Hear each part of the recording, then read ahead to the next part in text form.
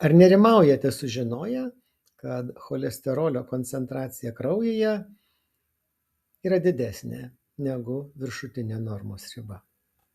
Ar žinote, kad yra vaistas, kuris tą cholesterolio koncentraciją puikiai normalizuoja ir vartojamas, kai įprastiniai vaistai nepadeda to padaryti? Kodėl šitas vaistas toks veiksmingas? Pasirodo, tai yra mažytė ribonukleino rūgštis, kuri patenka į kepenų ląsteles. Patekusi į kepenų ląsteles, ji veikdama genetiniais mechanizmais neleidžia suirti receptoriams, kurie paima cholesterolį iš kraujo. Iš tikrųjų, rezultatai yra nuostabus. Maždaug dvigubai sumažėja cholesterolio koncentracija, kas itin svarbu tiems žmonėms, kuriems jos nepavyksta sureguliuoti kitais būdais. Tačiau susimąstau visada, kas iš to žmonėms, kurie vartoja tą vaistą. Pasižiūrėkime į klinikinius tyrimus. Jie truko maždaug po 18 mėnesių. Ir visi jie įrodė veiksmingą cholesterolio koncentracijos sumažėjimą. Bet paskaitykime atidžiau. Šio vaisto poveikio sergamumui kardiovaskulinėms ligomis ir mirštamumui nuo jų tyrimų duomenų nėra. Jų dar laukiama. Ir man čia kyla natūralus klausimas, palaukit, jūs darėte 3 tyrimus po 18 savaičių. Ar jums sunku buvo patikrinti šitus dalykus? Tai koks buvo jūsų tikslas? Užregistruoti vaistą, uždirbti pinigų ar padėti žmonėms? Kažkas sako, o kodėl paėmiau tuos 3 tyrimus?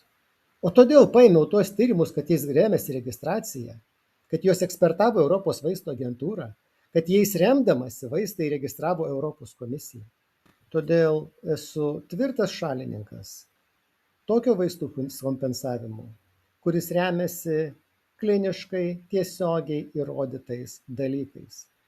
Norite kompensuoti vaistą lipidų koncentracijai reguliuoti? Būkite malonūs, padarykite tyrimus ir įrodykite jo poveikį širdies ligų rizikai, kraujagyslių ligų rizikai, mirties rizikai. Jeigu tokių tyrimų neturite, tai neskubėkite su kompensavimu. Džiaugiuosi, kad šiuo požiūriu Lietuvos sistema pakankamai gerai veikia. Ne visais atvejais. Turėjau diskusiją su viena LRT darbuotoja, kuri atkakliai atsisako publikuoti straipsnį apie LRT krizę. Vienas iš teiginių, kuris erzina LRT, yra tas, kad aš mačiau LRT veikloje prieš keletą metų tų genetinių imunologinių preparatų marketingo požymių. Šios vadinamosios vakcinos neturėjo klinikinių tyrimų ir dabar neturi tokių tyrimų, kuriais būtų ištirtas jų poveikis sunkios ligos rizikai, mirties rizikai, hospitalizacijos rizikai. Viskas buvo pagrįsta kelių mėnesių trukmės apsauga nuo simptominės ligos.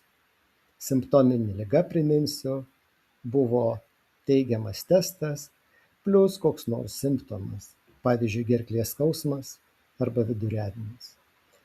Todėl išmokime pamokas, nebekartokime klaidų ir neskubėkime tikėti gydytojais, kurie sako, kad žinokit, šitas vaistas neturi jokių šalutinių poveikių. Jeigu gydytojas sako, kad šitas vaistas neturi šalutinių poveikių, tai pagalvokite, ar verta pas jį lankytis.